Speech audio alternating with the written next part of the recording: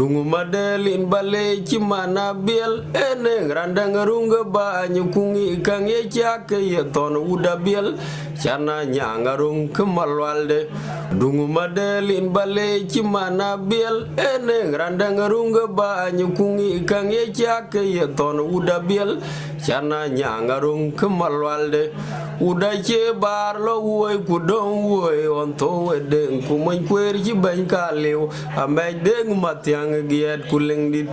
enye idiop de kwa may chwe ton dum bol no ma koy dit chende utag pet ke chit kena yigon di jenduru te medin wa bo deria kwa tem kumoy kwer kwa ke kwa bo dawan kuma chong deng koy keloy wa ja yigma bor deng mayena ton maleng jam chi ma piodit le mo ko ngi jam long angi jam ka gi ma kwena many bol kulwal kuma bil kudaw gurier deng majila o chi wo piodo mo nyon jam ko jamat paga ken ben guda tur piolwel galwa wunu malwa kuria kwa yuel dengle manyang yogo mado wet keduk wende yuang maduku moy kwer ku jon malit ku kulang ku garang ku jok bany keduor gudamor ku matien groi manyang ngagon maker ku mayen ku ton lek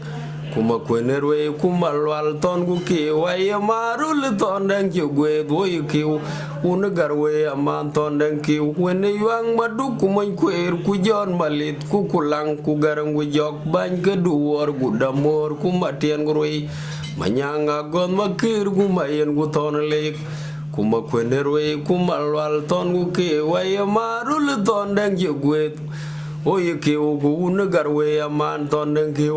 madungu madelin bale chimana biel ne ngrandang runga ba nyukungi kang ye chake ye ton uda biel chana nyangarung kemalwalde madungu madelin bale chimana biel ene ngrandang runga ba nyukungi kang ye chake ye ton uda biel chana nyangarung kemalwalde uda che bar lo woy kudong woy on to wedeng kumoy kwer chi ban kalew amay deng matyang giet kuleng dit enye idiop de kwa may chwe ton dum bol no ma koy dit chende utag pet ke chit kena yigon di jenturu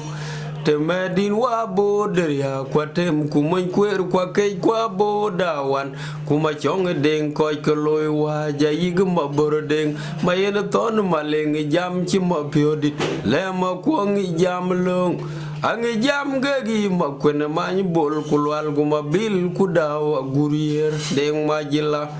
o chi o piodo mo nyon jam ko jamat pagak ken ban guda tur piolwil